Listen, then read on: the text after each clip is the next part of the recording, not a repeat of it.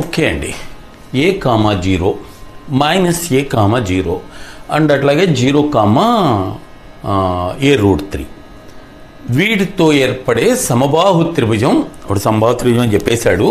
దాని యొక్క వైశాల్యం 8√3. అయితే ఏ ఎంత? సో దట్ ఈస్ ఓకే అండి. ముందు ఏం చేద్దామంటే సమబాహు త్రిభుజ వైశాల్యం ఇచ్చాడు కదా, బిందువులు ఓకే, బిందువులు కూడా రాస్తున్నాను ఇక్కడ ముందు చూడండి. 3 బిందువులు, ఒకటి A0, రెండవది మైనస్ ఏ కామా 0, మూడవది 0 కామా A√3. అది సరే. వాడు వైశాల్యం ఇచ్చాడు కదా, సమబాహు త్రిభుజ వైశాల్యం. సూత్రం ఏంటి సమబాహు త్రిభుజ వైశాల్యానికి?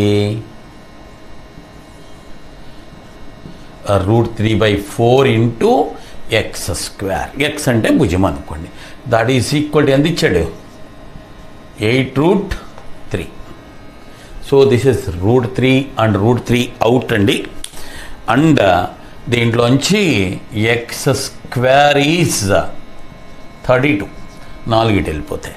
కానీ ఇదేంటి, x అంటే భుజం కదా, దాని స్క్వేర్ కనుక్కున్నా. ఇక్కడ భుజం, ఈ రెండింటి మధ్యలో దూరం భుజమేగా, ఈ రెండింటి మధ్యలో దూరం భుజమే కదండి.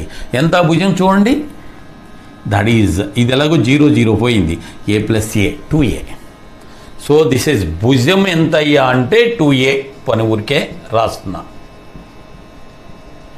భుజము 2a. దట్ ఈజ్ ఎక్స్ కదా, 2a అంటే ఎక్స్ కదండి. భుజం ఎంత? 2a. ఎక్స్ అంటే ఎంత ఇక్కడ? సో దిస్ ఇస్ 32 అంటే 16 × 2 కదండి, 4√2 అయిపోయింది. సో ఈ రెండు దీంట్లో 2 సార్లు కదా. ఏ ఈజ్ ఈక్వల్ టు ఎంత అండి? 2√2. ఏ ఈజ్ ఈక్వల్ టు 2√2. ఓకే.